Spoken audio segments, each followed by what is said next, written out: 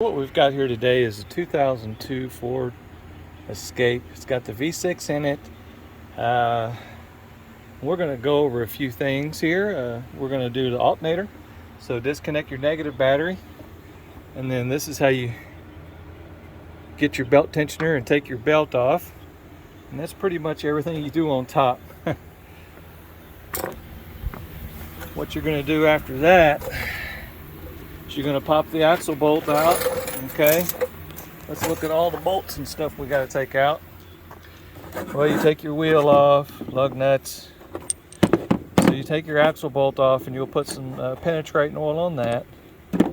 And then you take your brake line loose, take that clip out for the brake line. There's a couple of screws for the plastic covers. Pop that tie rod in. All right. That's what it's going to look like. That's what you want it to look like, okay? You just want it to tip out enough like this so that you can get that axle to clear. As far as the tie rod end, I've made a video on popping those. It's not too bad. I take the ABS sensor out because it's fragile. I don't want to ding anything. But what you do from here, on this axle here, there's two bolts in the top here. There's two nuts actually to take out. And so you take those two nuts out and wiggle that fella around, and if you're lucky it'll come out. Otherwise you're going to have to play with it. But in this case here it came out fairly easy. Alright, so there's the alternator. It's got three 13mm bolts in it. And this is another one right here. This is the one I'm going to install.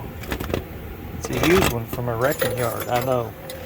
It's not mine. Anyway, so on the bottom of the alternator you have two 13mm bolts, and there's one 13mm bolt on top.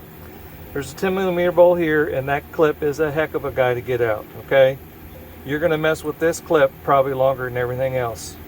So just take your time and be careful. I take the bolts out first, and then I've rotated it around so that I can get to these two fellers here.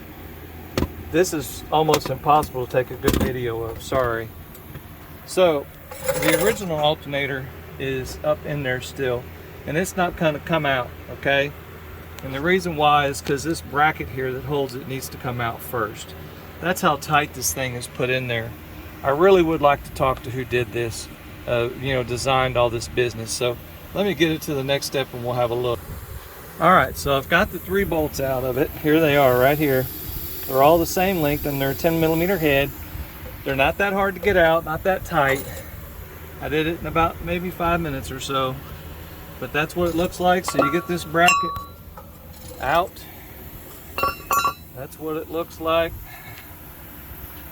There you are. Man, that sucker's, it's in a good spot. But yep, there's the alternator up there. So that alternator with the little fiddling ought to come out. Try not to smash my fingers. I can do this with one hand. I guarantee I can't do it with one hand. Hang on a sec. Alright, so there we are. I ended up having to take this little bracket off here. 10mm bolt on that. But that's what she looks like, and after that little bracket comes out, then this little baby comes out. There you are. Lots of fiddling around with that, man. So now we're just ready to go in reverse. Put that back in there. I don't connect my wires or anything till afterwards. But that's what it all looks like in there. That's where the axle goes. Alternator bracket mounts to the side of the motor. It's not that bad of a deal. It's just a lot of stuff to take apart. So I hope that helps someone. Y'all have a good day. Please subscribe.